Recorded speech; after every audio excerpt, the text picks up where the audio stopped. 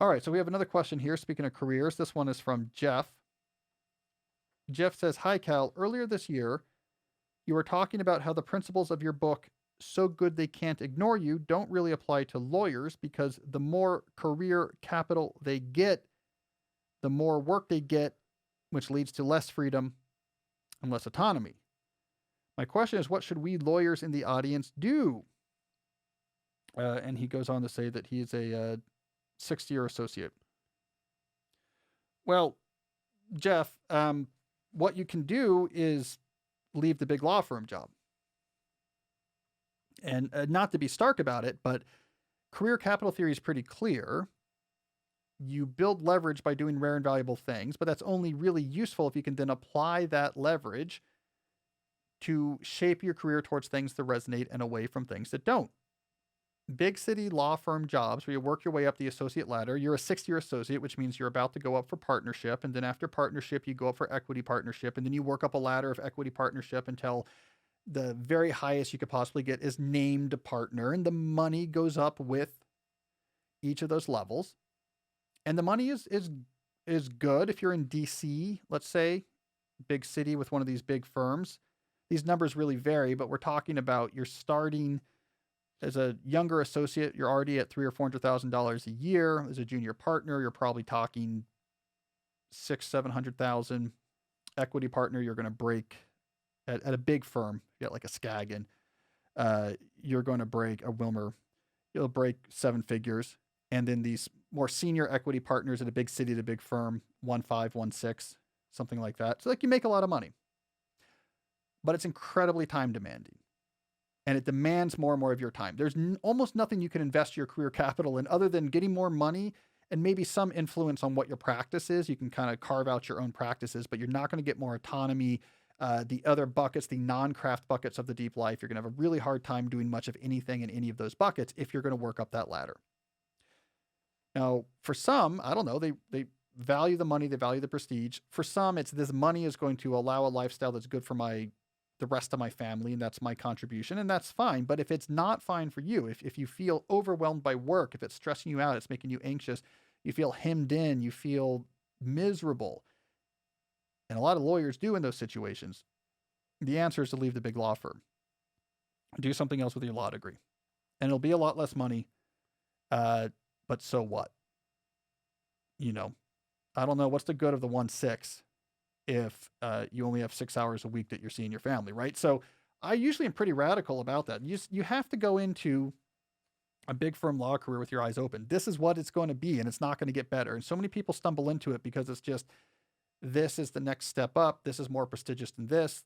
And it's not that there's not value in doing something competitive. There is. And it's not that it will make you feel better, because it does. And it's not that you don't get pride out of having such a hard elite job. You should. It's very difficult to give you someone to pay you seven figures for anything, right? That's hard to do. And there is some pride there. But if it is making you miserable, there's no way to reconfigure your job at a big law firm that's going to get rid of that misery. So I just like to put that option on the table of the proverbial big city lawyers. Know what you're getting into. And if that's not working, I can't give you a way out that's going to preserve that salary, that's going to preserve the house in Chevy Chase and the private school and the second house on the beach. I can't give you a way out that's going to preserve all of that. It's going to be a pretty radical lifestyle change, a different type of law, something your own firm, something that's you can control how many clients you take on or off. And that's basically what you're going to have to do, Jeff. So look, this is probably the time to think about that before you go up for partnership. I hope I'm not the bearer of bad news, but I just think it's important to be clear. This is the reality of that job, and let's not pretend like it's not, or like it's going to be different somehow for you. Jesse, I went down. The reason why I had those salary numbers on hand is for some reason I went down a rabbit hole of lawyer compensation, because I know a lot of lawyers who are very stressed out, and I was trying to compare. I was like, well, how much do I make as a writer versus what they're doing, and how much more flexible is my job?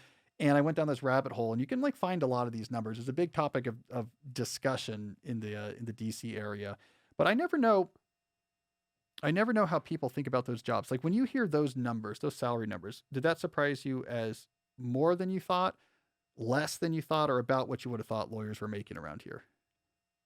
About what I thought, I Yeah. would say. I find that people who live in the cities, like, yeah, that's what I'd expect. and people who don't are like, what? You get $1 million a year to be a junior equity partner? What is that? But Yeah, it's also a weird perspective for me because I have a few like really good friends who kill it on the internet. So then even when I see those numbers, I mean, I'm nothing like any of that, but I see those numbers and I think that's nothing, yeah. Well, So it's here's the hierarchy, the elite job, hierarchy in terms of salaries, right? So you have lawyers and like investment bankers, lawyers at big firms, and investment bankers for firms like Goldman, right? So lawyers, you hit 7 figures when you get to the partner level. Again, big firm, big company. If you're at something like Goldman Sachs, when you get to the managing director level, you're going to hit 7 figures plus with bonuses, right? So that's in the elite jobs. Actually, this is going to be at the bottom of our platform.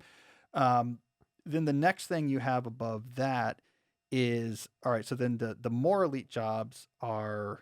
I'm trying to think how I order this. I guess I would order it next. Maybe like the venture capitalist. If you had a really big venture capital firm where you can get a cut of the returns, now you can jump above that low 7 figures and get that good, healthy mid 7 figure type payouts.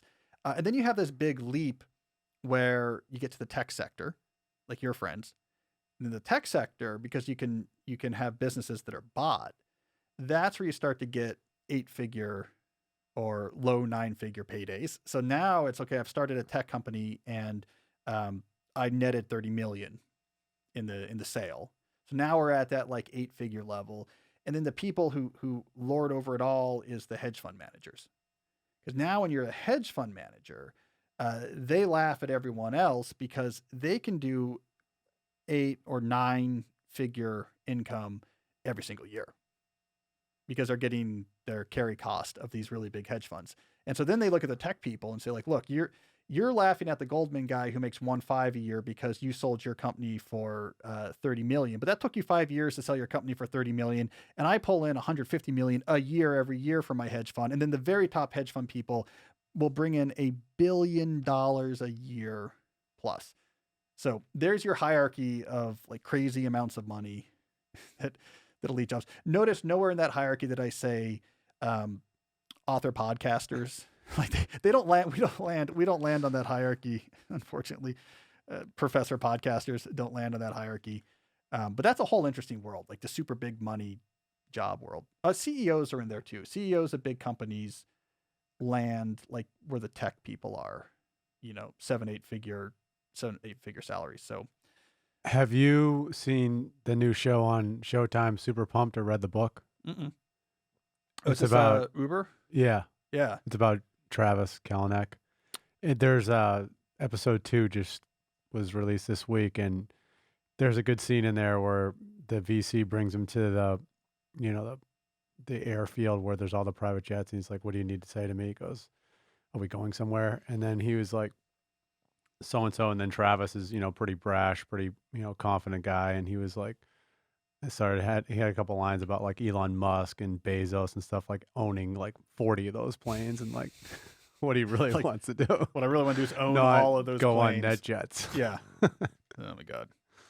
Yeah. We're getting there. We have a couple more steps before we're buying the Deep Questions private plane. Like, so we are, we have You got to get it before the 200th episode so we can go to South Africa. To go to that. Yeah. For that main episode. Yeah. So we're almost there. We want to get like a boom arm for our computer monitor so we can move it. So that's first. I want to get longer cables for our video switcher so that when we have guests, we can bring the video switcher so you can switch video for us. That's 2. So boom arm for the computer monitor. That's number 1. Longer cables for the video switcher. That's number 2. Private jet. That's number 3. Number 4, I'm thinking we should have our own coffee maker. Because we buy a lot of coffee and so those are the things we're working on. I think with that sweet workable money and Grammarly money, we'll have that private jet right after we get those longer cables. That's depressing thinking about big money people. But I got to say, those people must all be incredibly stressed out. Right. That's all stressed out. I think the sweet spot I still think is genre novelist.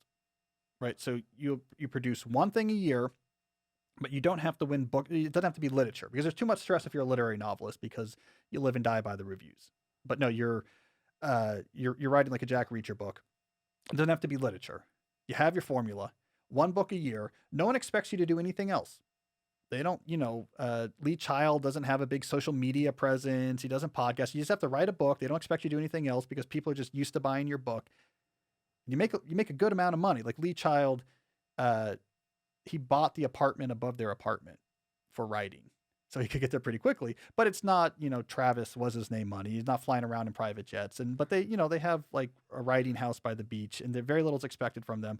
That's the sweet spot. Like you have a lot of money, but not a crazy amount of money, but it's the money to anxiety ratio. I think that's gotta be if we put the other way, anxiety to money ratio, that must be the lowest anxiety to money ratio you can find, in my opinion, is successful genre novelist that produces one novel a year in a successful series. That's the sweet spot. Like it. Yeah, so I got to start writing. So I'm going to announce my new detective series about a suave computer scientist who, by day, solves theorems and by night fights international terrorist rings while, fighting off the women who fall in love with him. And then when you do the audio version, you need to have some character in there with the voice that you used last week. That was classic. That French character, that French character will be in there. We got a note from Tim Ferriss's chief of staff, who like runs all this podcast, and he sent us a note saying that he really appreciated the accent. So, it was great. I was dying. So that character will be in there, and the character will obviously be me. Like we'll call him like Kevin Newhouse, but like it'll clearly be me. But I'm gonna have David Goggins voice him, so he's gonna have this like really like aggressive, deep, awesome voice, and the audiobooks are gonna have a lot of musical interludes, like action musical interludes while I fight. And then I'll buy the house next to mine to be a writing house, and well, there we go. So it's all mapped out.